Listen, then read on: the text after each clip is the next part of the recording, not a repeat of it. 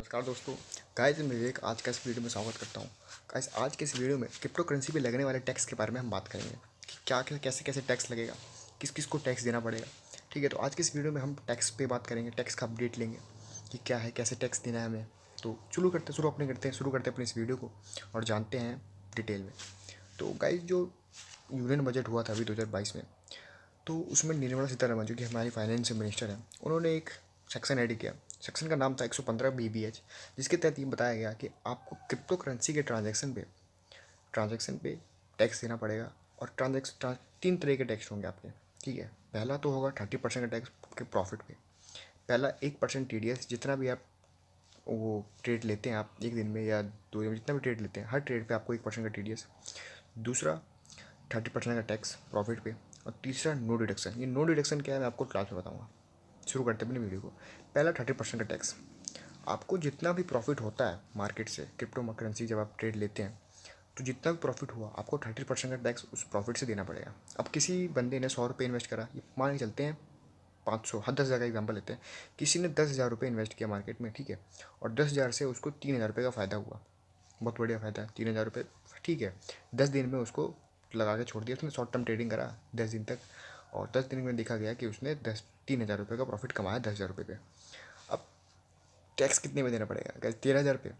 नहीं, 13,000 पे नहीं देना पड़ेगा, आपको टैक्स देना पड़ेगा आपके प्रॉफिट पे। आपने अमाउंट कितना लगाया उससे मतलब नहीं है। आपका जितना भी प्रॉफिट होता है ना, आपका प्रॉफिटेबल अमाउंट जो होगा ना, उस पर 30% का टैक्स लगेगा। और आपका प्रॉफिटेबल अमाउंट कितने का था? 3,000 का। तो 3,000 पे 30% का टैक्स, वो हो गया 900 रुपये। तो आपने 900 रुपये गवर्नमेंट को दिए। प्रॉफिट कितना हुआ? 2,100 रुपये का। तो 900 रुपये अगर आप ऐसे देखा जाए तो अमाउंट तो 10,000 रुपये का एक पल के लिए छोटा अमाउंट था। बड़े बड़े लोगों के लिए छोटा अमाउंट है, हमारे लिए तो भाई बहुत बड़ा अमाउंट है 10,000 रुपये। तो 900 रुपये आपने गवर्नमेंट को टैक्स के रूप में दे दिए। तो 900 रुपये भी कोई बड़ा अमाउंट, छोटा अमाउंट नहीं होता, बहुत बड़ा अमाउंट है 900 रुपये। और पूरा पूरा 900 नहीं दिया, 900 से ज़्यादा भी दिया। मैं अभी आपको और बताऊंगा जो आगे के टैक्स हैं उसमें और बताऊंगा आपको। तो पहले 30% टैक्स में आपको जितना भी प्रॉफिट हुआ आपने 30% का टैक्स गवर्नमेंट को दे दिया। 30% टैक्स दिया, 900 रुपये 10,000 रुपये पे 3,000 का फ़ायदा हुआ, और 3,000 के प्रॉफिट पे आपको 30% का टैक्स गवर्नमेंट को देना पड़ गया। तो कितना का प्रॉफिट हुआ? आपको 2,100 रुपये का प्रॉफिट हुआ। ठीक है, तो ये आपका हो गया पहला 30% का टैक्स। अब दूसरा टैक्स जो है, दूसरा जो रूल है आपका इस टैक्स में, वो है 1% का TDS। अब 1% का TDS किस पे लगेगा? ऐसे 1% का TDS लगेगा आपके हर एक ट्रेड पे।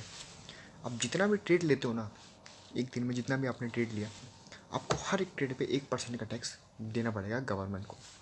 अब ये ट्रेड क्या होता है? ट्रेड का मतलब है, अगर आप कॉइन किसी को बाय करते हो, कोई कॉइन आपने बाय किया, ठीक है, बाय कर लिया, अब जब आप उसको सेल कर दोगे ना, तो आपने एक ट्रेड ले लिया, आपने एक ट्रेड पूरा कंप्लीट कर लिया, तो उसको कहते हैं एक ट्रेड ले लिया। बाय किया और जैसे सेल किया उसने, कभी भी आपने सेल किया उसको, तो एक सेल किया आपने, तो वो हो गया आपका एक ट्रेड। बाय किया, सेल किया, ट्रेड, एक ट्रेड कंप्लीट। तो ये सबसे गंदा जो है ना, ये सबसे गंदा रूल है एक तरीके से देखा जाए, वो ट्रेडर्स के लिए। जो बड़े बड़े ट्रेडर्स होते हैं जो ट्रेडिंग करते हैं, बड़े बड़े छोटे भी ट्रेडर जो कि मान के चलो एक दिन में 10 ट्रेड उठाते हैं। बहुत से ऐसे बंदे भी हैं जो डेली के हिसाब से ट्रेडिंग करते हैं, जो कि डेली के हिसाब से पैसा इन्वेस्ट करते हैं। मान एग्जांपल लेते हैं, मान के चलो कोई इन्वेस्टर है, कोई ट्रेडर है जो एक दिन में 50 ट्रेड लिया उसने। अब एक दिन में 50 ट्रेड लिया, अब किसी दिन उसकी किस्मत ऐसी ख़राब हो गई कि एक भी प्रॉफिट नहीं उठाया उसने।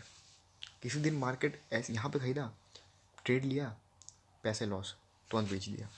फिर सोचा कि नहीं अब लेता हूँ, फिर थोड़ा सा प्रॉफिट हुआ, फिर ट्रेड लिया, फिर लॉस, ट्रेड लिया, फिर लॉस, करते करते उसने 50 ट्रेड लिए। और 50 में से मान चलो एक पल के लिए उसको अच्छा लगने के लिए बोल देते हैं कि 5 ट्रेड, उसको बहुत बढ़िया प्रॉफिट हुआ। 5 ट्रेड में प्रॉफिट हुआ, ज़्यादा प्रॉफिट नहीं हुआ, थोड़ा सा प्रॉफिट हुआ। अब टोटल ट्रेड कितना लिया उसने? 50 ट्रेड लिए। 50 ट्रेड का मतलब है आपको हर एक ट्रेड पे 1% का TDS। ठीक है, तो 1% का TDS मान के चलो, 50% का टैक्स।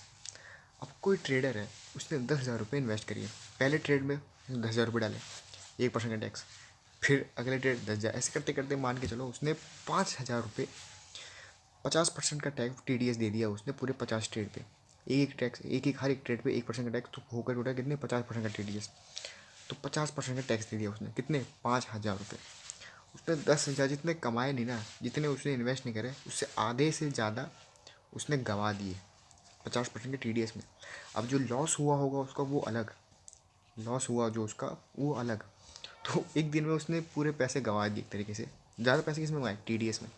तो ये सबसे दिक्कत वाली बात है ना, वो है TDS की। अब गवर्नमेंट का कहना ये है कि हम 1% टैक्स इसलिए लगा रहे हैं, TDS जो है इसलिए लगा रहे हैं ताकि हम पब्लिक जो भी ट्रांजेक्शन कर रही है उसको हम पता लगा सकें, उसको हम एक तरीके से ट्रैक कर सकें।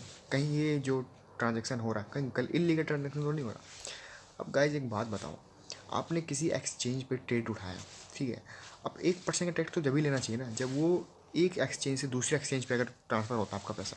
आप उसी एक्सचेंज पे ट्रेडिंग कर रहे हो तो क्या एक्सचेंज से बाहर थोड़ी गया पैसा आपका, उसी एक्सचेंज पे है ना। तो 1% का TDS किस बात के लिए गाइज? कोई कोई इसमें कोई रूल है? कोई एक तरीके से देखा जाए कुछ कुछ बात है उसमें? कुछ सेंस ही नहीं है। अगर मान के चलो आपने ट्रेड उठाया, आपने ट्रांजैक्शन किया, आपने कॉइन का ट्रांजैक्शन किया एक एक्सचेंज से दूसरे एक्सचेंज पे। मान के चलो आपने एक एक्सचेंज से दूसरे एक्सचेंज पे पैसा ट्रांसफ़र किया, तब गवर्नमेंट को टैक्स TDS लगाना चाहिए था। TDS उस टाइम पे लगाना चाहिए था ताकि उस ट्रांजैक्शन का पता लगा सके कौन सी एक्सचेंज पे पैसा ट्रांसफ़र हुआ है और कहाँ से पैसा गया है। आप उसी एक्सचेंज पे आप डेली ट्रेड उठा रहे हो तो पैसा बाहर थोड़ी गया है, पैसा तो उसी एक्सचेंज पे है ना। एक्सचेंज वालों को तो पता है कहीं पैसा बाहर नहीं गया। तो इसमें क्या पता लगाने वाली बात है? इसमें तो एक तरीके से ट्रेडर्स का तो लॉस ही है। बड़े बड़े जो CEO हैं, जो जीरोधा के जो CEO हैं, को फाउंडर हैं, उनका कहना ये है कि 1 जुलाई 2022 से इंडिया में जो क्रिप्टो वॉल्यूम है ना वो बिल्कुल आधी हो जाएगी। ट्रेडर्स की तो बिल्कुल आ जाएगी, जो ट्रेडिंग करते हैं ना उनकी बिल्कुल आ जाएगी। और बात सही भी है। कहीं 50% 10,000 रुपये लगाया और 50% तो उसने 50 ट्रेड उठाए और 50% उसने TDS दे दी। और जो उसका लॉस हुआ वो अलग। ऐसा थोड़ी है कि जो ट्रेडर जो ट्रेडिंग करते हैं उनका हमेशा प्रॉफिट होता है। किस्मत उनकी भी ख़राब होती है। किस्मत उनकी भी ख़राब होती है तो उनका भी लॉस होगा। तो 50% का टैक्स दे दिया उन्होंने और लग गए उनके फिर अच्छे तरीके से। तो ये चीज़ थोड़ा गलत है। गवर्नमेंट का कहना ये है कि TDS इसलिए लगा रहे हैं ताकि हम उसको ट्रांजेक्शन को ट्रैक कर सकें। लेकिन अगर ट्रांजेक्शन उस एक्सचेंज पे ही हो रहा है, सेम एक्सचेंज पे ट्रांजेक्शन हो रहा है, तो एक्सचेंज वालों के पास रिपोर्ट है ना। अगर एक्सचेंज से बाहर जाता है ट्रांजेक्शन, बाहर पैसा ट्रांसफ़र होता है, तब बात होती है कि हाँ पैसा कहीं बाहर गए हैं तो उस ट्रांजेक्शन को ट्रैक करना पड़ेगा। तब उस टाइम पे 1% का TDS बात होती है। लेकिन आप हर एक ट्रेड पे 1% का TDS ले रहे हो, ये क्या कौन सी बात होती है भाई? ये कोई साइंस से बात का? तो एक तरीके से गवर्नमेंट को पैसा कमाने का है बस। इससे बहुत तगड़ा पैसा कमाएगी गवर्नमेंट, कोई दोहराए की बात नहीं है। बहुत मतलब एक तरीके से ना गवर्नमेंट का पैसा यहाँ से यहाँ हो जाएगा। तो ये चीज़ है। तो दूसरा तो ये हो गया 1% का TDS। पहला था 30% 30% का टैक्स, दूसरा 1% का TDS। गाइस तीसरा है आपका नो डिडक्शन। अब नो डिडक्शन का मतलब क्या है? अब नो डिडक्शन का मैं आपको बताता हूँ। आप ना ही ट्रेडर हो, आप ना ही इन्वेस्टर हो। अब आप क्या करते हो? क्रिप्टो करेंसी को माइनिंग करते हो, ठीक है। आप क्या क्या क्या किया आपने?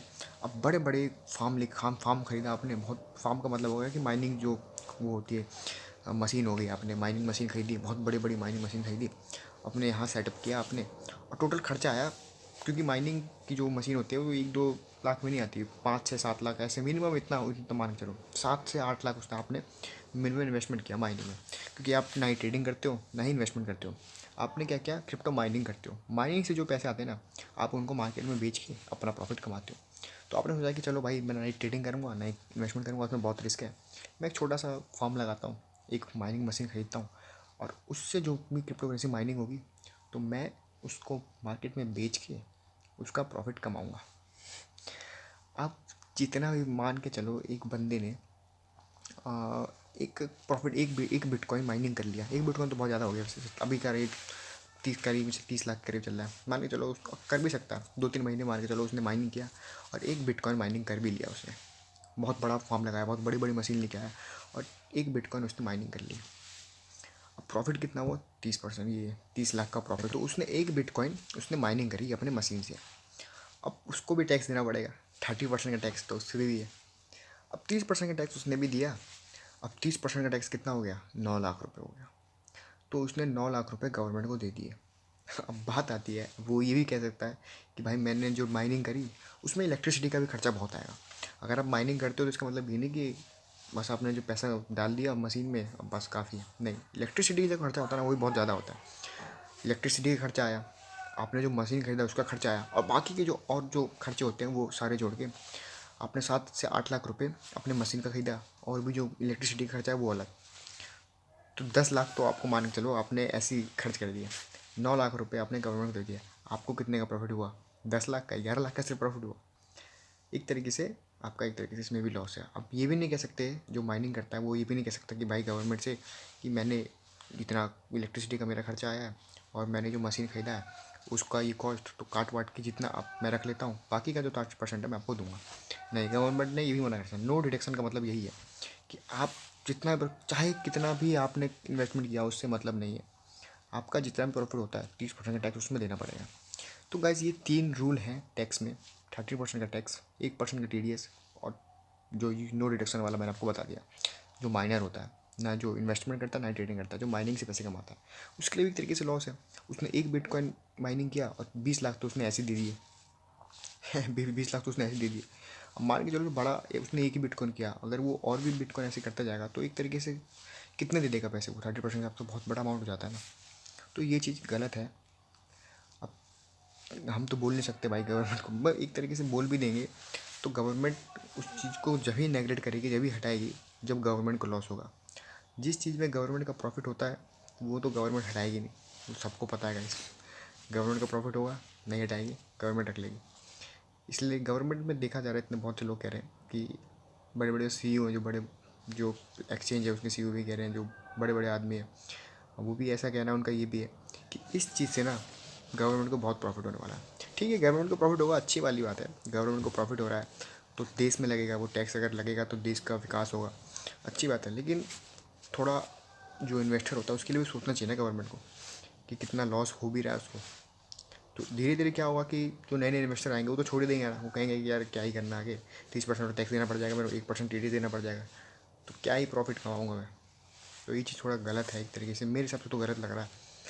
आपको आपको क्या लगता है? आप कमेंट करके बताएं मेरे को, ठीक है, मैं जवाब दूंगा उस चीज़ का। चलिए गाइस, वीडियो को यहीं ख़त्म करते हैं। कैसा लगा आपको वीडियो कमेंट में बताना, और वीडियो को लाइक करना और चैनल को सब्सक्राइब करना गाइस। Thank you guys.